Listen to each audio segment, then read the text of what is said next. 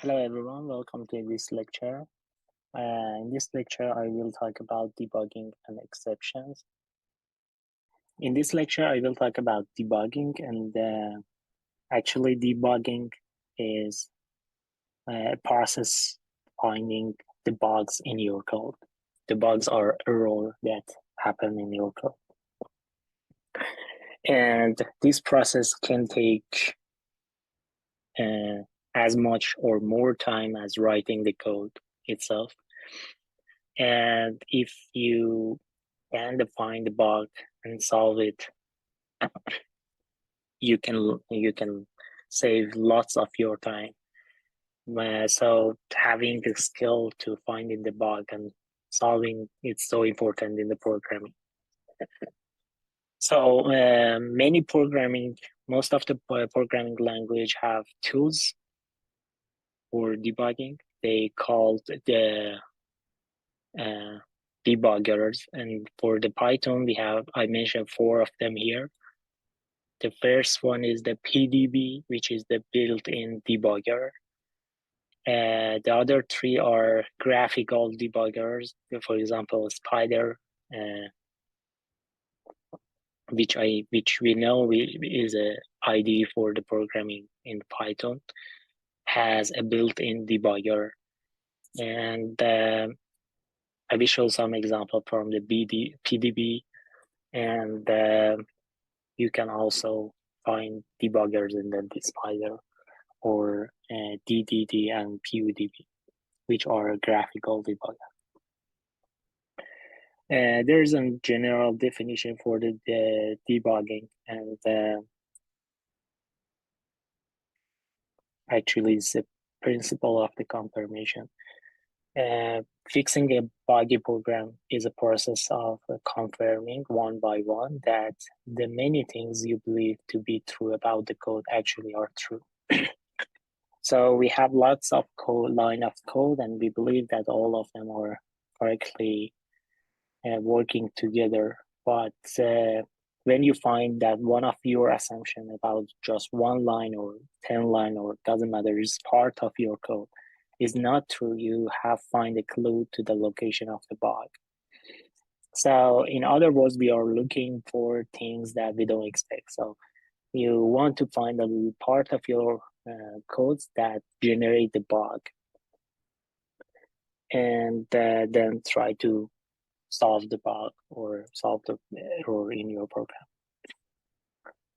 So there's 2 steps for debugging, and they are so important to consider.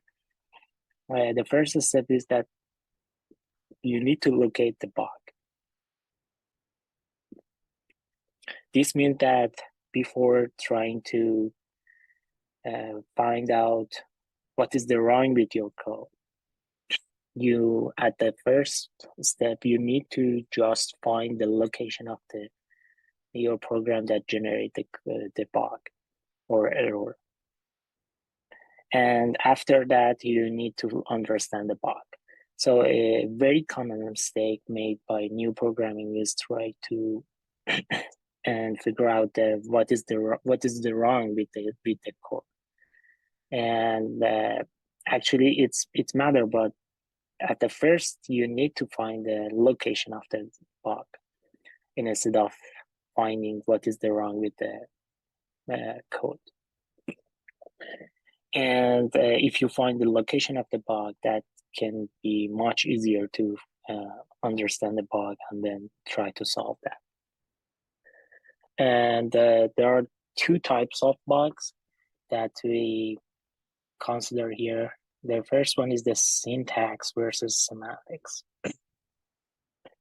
And maybe you already know that, but if you have some rules for writing code in a program in a language, for example Python, and if you are not following these rules, you will get a syntax error. For example, in for loops, at the end of the line, you should have a colon, right? So if you don't put a colon at the end of the for loop statement, you will get an invalid syntax. There is another type of syntax error that I mentioned here, but generally syntax error means that you are not following the rules that we have in the language. And this type of error always cause your program to crash and are usually easy to find. And another type is the semantic error that this type of error happen when the code is valid but does not do what you expected. So this means that the syntax of your code is true and is correct, but you have some logic in your code that is not valid. For example, you cannot assign a boolean with the false value to a boolean to another boolean to true value, and also that can happen with lots of other semantic errors. For example, you expect that a value for one variable is not greater than 20. And after running your program, you find out that the value of these variables is 100. In this case, there's a bug in your code, and you should find that. And there's no syntax error in your code, but there's a semantic error. And also these type of error are much hard, finding them are much harder than the syntax error. And we can divide the bugs in debugging into two other categories that are deterministic and non-deterministic. And for deterministic bug, that this type of bug appear every time the same input is used. Means that your code generate a bug when the input, for example, is 1. But if you change the input to 2, you are not getting the same error. So every time the input is the 1, you are getting the same error. This means that there's a deterministic bug in your code. And I should mention that this is the most common bugs compared to non-deterministic one. And this also is hard to find because you are not getting the same error for every input. Sometimes you are getting that, and you should be able to run your code with all possible values of the inputs to find that your code is not generating an error. And that makes it hard to find this kind of bug in your program.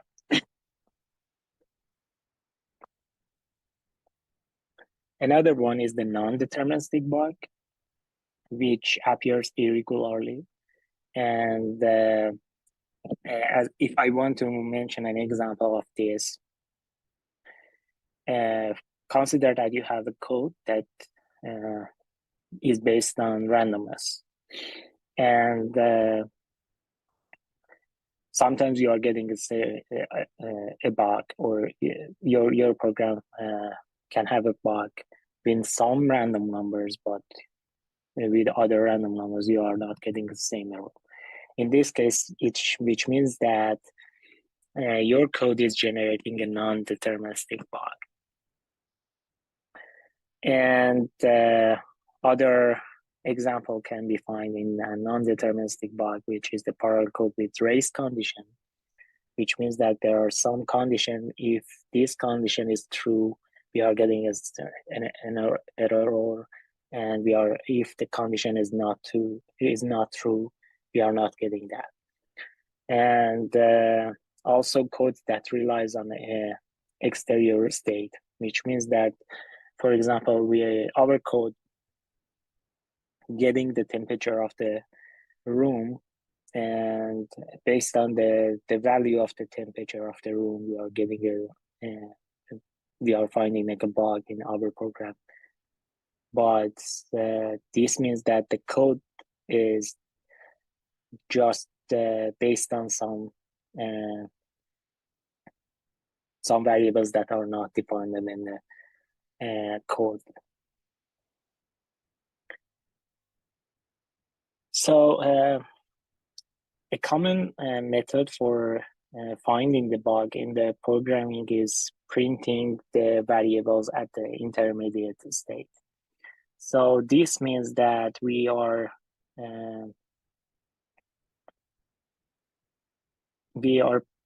printing these values to these variables to find their values, and based on the values that they have, and we are trying to find the bug. But actually, we shouldn't do that because there's a general rule for debugging in the programming is that you shouldn't modify your code in order to debug it. This means that if you are trying to find the bug in your code and change some variables to see the value of them or find the bug, this means that you are changing the code and maybe this code doesn't generate the same bug, and you will lose clues to location of the bug. So I think there is a general rule that you shouldn't modify your code if you are debugging your code. So instead of this, we can use many debugging tools. I want to mention one of them here, which is the PDB. And if you want to use PDB, you can just write this line of the code in your command line, which is the Python -m, and then the keyword PDB, and the name of the script that you want to debug, right? So after writing this line of the code, you will get the location of the script that you are debugging, and then the first line of the code in your script. There are some actually there are some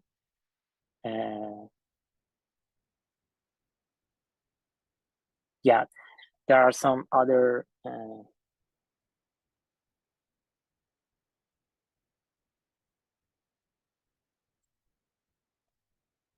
yeah, I'm not sure if this is the first line, or I think that because at the top of the script we are we are actually importing some module. This means that this is the first line of the code,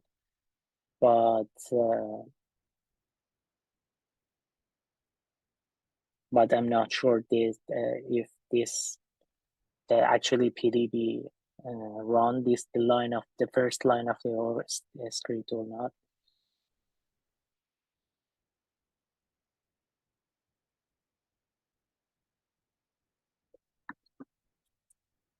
But there are some other line of code that we can use in BDB to control the debugging process.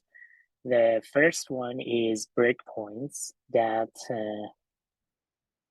actually the breakpoints are the location that you want to stop the code, and you can define the breakpoint and a specific line, and then examine the state at that location.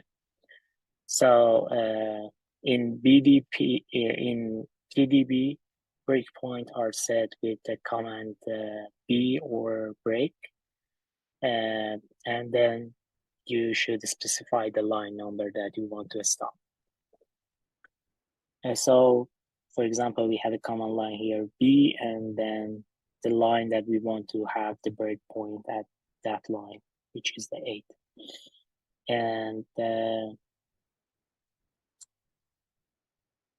this is the output of this command line, which is the breakpoint 1 at this script, and then the line that we want to have stop. So for running the script, you need to write C or continue command.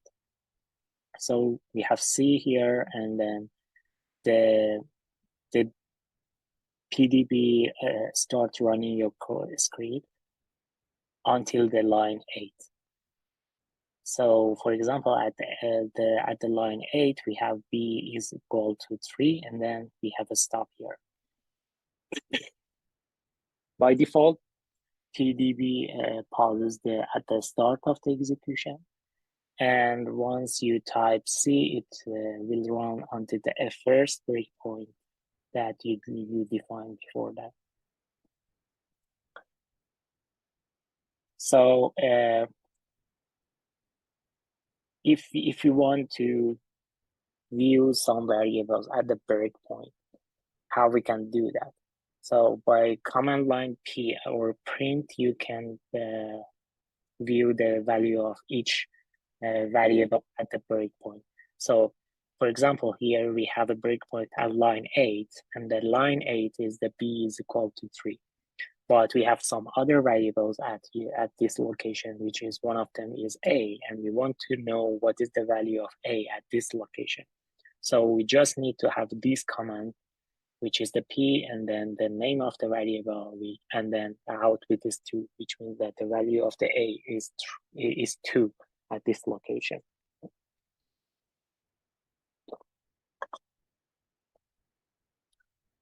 So you also have you can have conditional breakpoint. The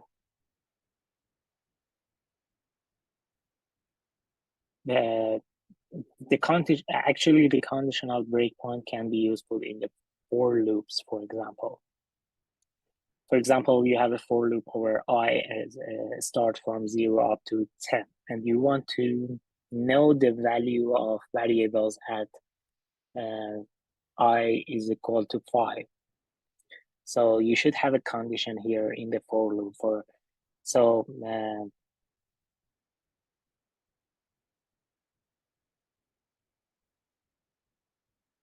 you can do that by just writing this command B and the line number as the before that we mentioned. And we have a comma here, and then we have a condition that is, if it's true, then we have a breakpoint on that line. So let's see an example of the conditional breakpoints. We defined a breakpoint at line 15, and then we have a condition which is that I is equal to 5. And we write this command, which is the C, which means that continue on the breakpoint. And in line 50, we have a if condition, which is if I is equal to 9, and this can continue until the I is equal to 5. So if the condition is true, means that the I is equal to 5, we have a breakpoint. So after generating this breakpoint means that the value of I is equal to 5. And if you want to make sure, you just need to write this command, which is the print I, and then output should be 5, because if we don't have the breakpoint at this line, which means that this condition is not true. But because we already get this we are stopped at this line, means that this condition is true, and then the value of I should be equal to 5, right? So another other useful command line in PDB are step and next and until. So these are useful when you want to stepping through the code. But this means that you have a breakpoint at one line and you want to know what is the value of variables in the next line, right? So you just need to have a command line next or n that will advance the code to the next line in the current scope. And the step also can do the same thing, but the difference between the step and the next is that the next will not enter function calls, but step will enter function calls. For example, you have a line code which is equal y is equal to square root function, and then passing some inputs to that. So in this case, you want to go to, if you want to go to the lines in the function, you just need to use a step or a command line. But if you want to know, if you want to go to the next line of the code, not in the call function, you can use n or next. Another useful command is the until command. Will run the code until the specified line. And this can obviously continue on this line. For example, if you have until 20, the program continue running on line 20. So these are some useful hints for debugging code in Python that I want to mention. And there is another topic, which is the exception.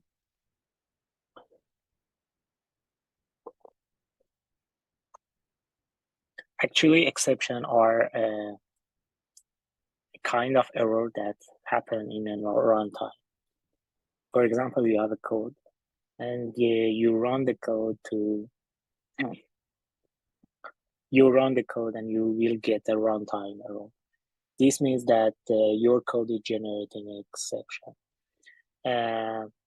And by default, this exception crash your code. And there are many cases where we might want to keep running. One of them is the continuous code, which means that, for example, in a one server application, you want to get a password from the user, and then after getting that password, the program needs to continue. So another one is that restart algorithm with a new initialization, or you want to get some input from the user. So in these cases, we want to keep running the code. And if we get this error at the running of code, we are actually raising an exception. So the Python,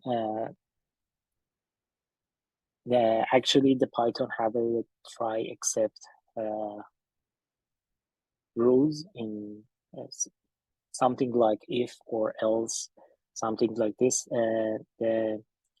that allows us to recover from an error. For example, you have try and then code that might have errors, but you have another condition is that except, which means that you're expecting that your code generates some bugs or errors when you are running this part of your code. So you're saying to the computer that try to run this part of your code, but if you get the error, you can run this part of this code, right? So Python will try to run the code in the try block, and if it fails, it will run the code in the except block. So, an example of this, you try to divide some numbers by other numbers in the first block. And you already know that you cannot divide some numbers by 0. So in this case, you are expecting getting error when the input or user input is 0. So in this case, you need to handle this error in the except block. And also you can have a condition over except block. And so, for example, if you or you want to handle different exception in different ways. So at the first you have a try block, and then you have an exception for the type 1, and you have some codes here. You have exception type 2, and you have some code here. And finally, you can have a general exception at the end to handle all other things that can happen, but they are not from the exception type 1 or the exception type 2. And I think I show an example of this try exception here. Yes. For example, you have a try exception here, and you want to print the 1 divided by 0. So in this case, we are expecting that this print generate an error. So in the computer tried to run this line of the code, but if the computer cannot run this part of the code, actually it generates an exception which is saying something that we want to say to the user. So there are some common built-in exception types in the Python, which is the value error, which means that if you are getting a value from the user and you are expecting that the value should be between 0 and 100. So if you are getting other values, you just need to generate a value error in exception. There are other types, for example, arithmetic error or input-output error.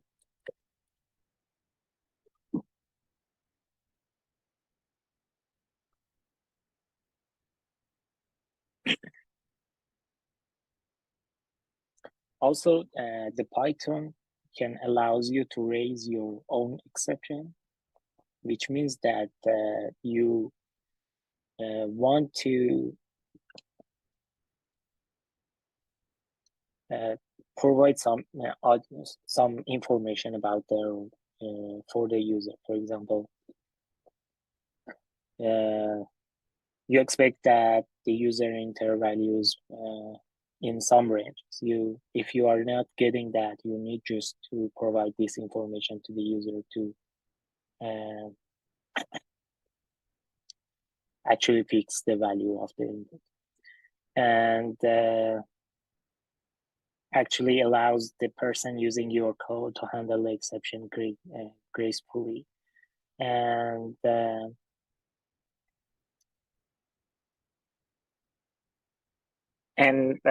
actually sometimes you have some code and you forget to handle all the ways your code can fail. So in this case, you just need to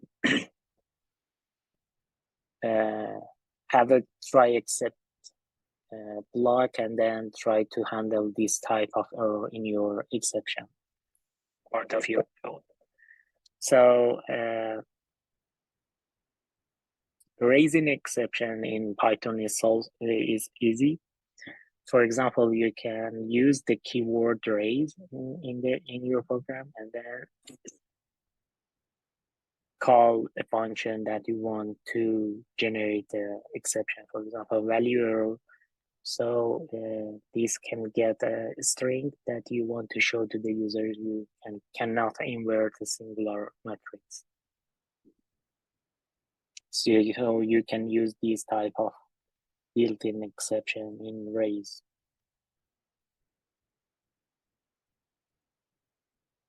Actually, these exception types are classes, which means that you can get an instance from them. For example, when you code through an exception, you can assume that this exception is an object. For example, here we have try, and then in the try you are trying to print 1 divided by 0, and in except you generate an instance from 0 division error as another name that we just get, and then try to print the error that we get from this object, from this class, which is the 0 division error. So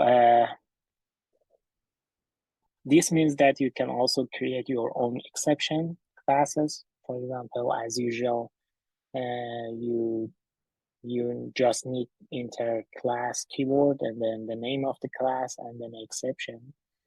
We have a constructor that gets self as usual, and then another import another parameter, which is the n, and we have another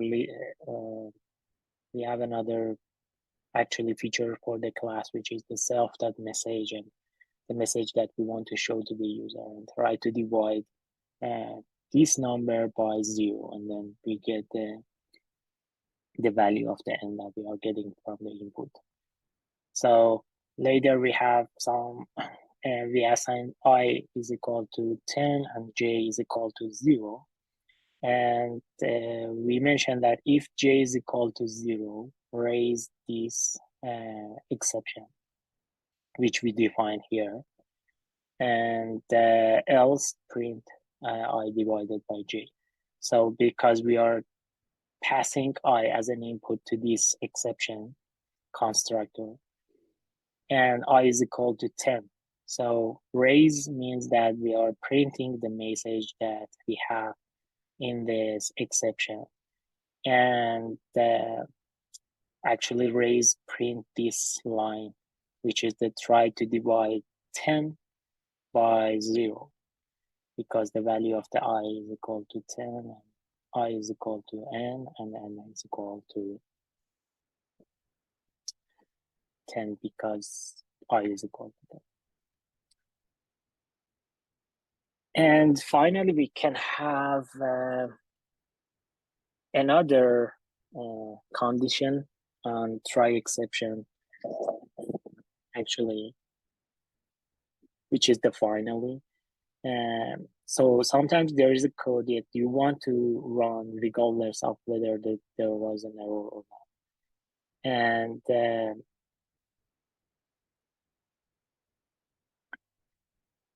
after writing the block for the try and then the exception, you can have another additional block, which is the finally, and always run this code, which means that if we get the error or we didn't get the error, the finally always run.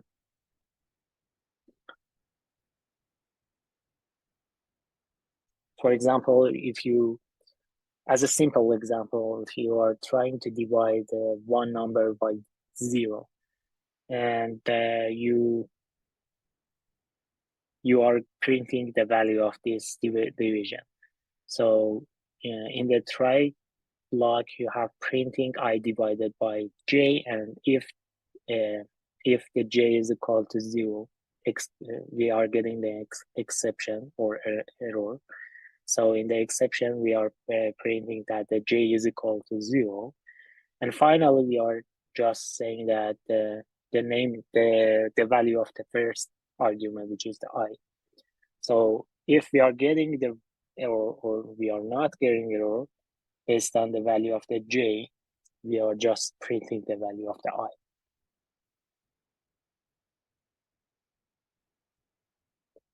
So exception handling is not just for exception, and actually try except blocks can be used for many things besides handling error.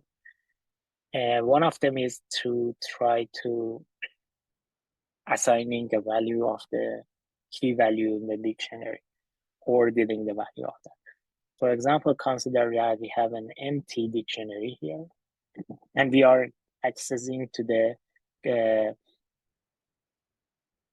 key as a actually member of the dictionary, right? If we don't have this members in the dictionary, we cannot append the another numbers to these members, right? Because we already know that we don't have these members in the dictionary. So if we already have that, the try block try to append these values also to the these members. But if we don't have, we just need to expect the key error and then assign assign this list to these members. This means that the members is not already in the dictionary, and we want to just generate that based on the first value that we are appending to the list of this key.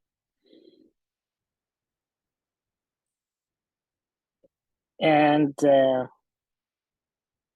a useful information that the Python can generate is the stack traces, and which means that if you have some codes and you're generating an error inside a function, the Python generate a stack trace for you to find the location of the error. And actually, this stack trace show you a sequence of active function calls, and this start from the high level until the low level in your program that generate the code that generate the error. And let's see an example of that. I think that would be useful. For example, here I define a function which is the my matrix multiply, and then I get x and y, and I just return np dot x and y, right? So after defining the function, I assigning value for the x and y, which are two matrices. The first one is the dimension of the first one is the 1/2, and the second one also is the 1/2. And then I call my matrix multiply by passing x and y, and I try to print that, right? So I get this error, and this is the stack trace that Python generated for us. And in a high level code, the Python say that I try to run line 23 in this script, and then print the line that this line, and then this line of the code actually generate another line, which is the call function, which has another line in actually my matrix multiply. And this means that the Python tried to run this line, which is 98, and then this line also is the return function, right? And after that,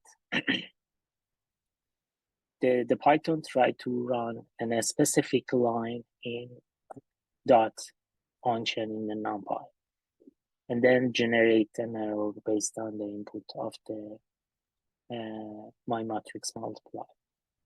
And the error is that the shapes 1, 2, and 1, 2 not, which means that the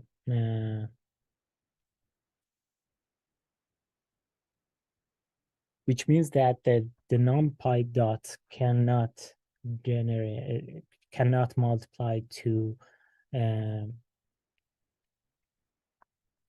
matrix with the same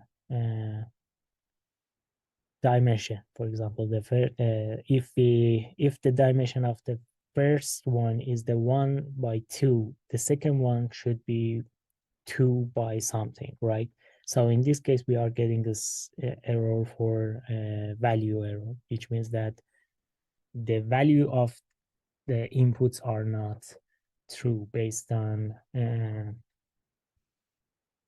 np dot function.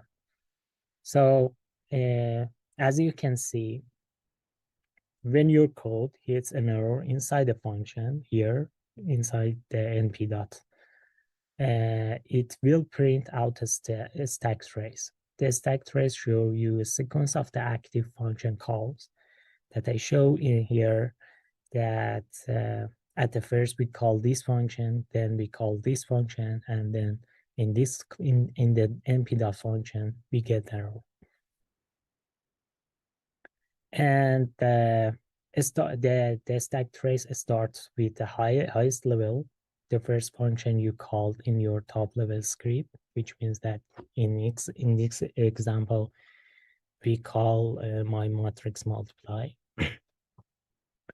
and ends with the exact function that throw the error, and then print the error here.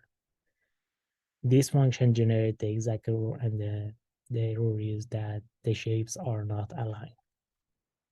Also, this can be useful for finding the location of the error that I mentioned, which is in important step in debugging. So you can use this information to find the location of the bug, and then after finding the location of the bug, you need to understand that and then solve that. How you can do that? In most cases, if you just print this line of the code in the Google, there are some other links from Stack Overflow, which other people get same error, and then they have some solution for that. So you just need to print this line of the code in the Stack Overflow to find the solution for that. But if you didn't find that, maybe you can ask other people, or if you can find a line of the code that you suspect that about the logic of the code, you can solve that also by yourself. That's the end of this lecture, and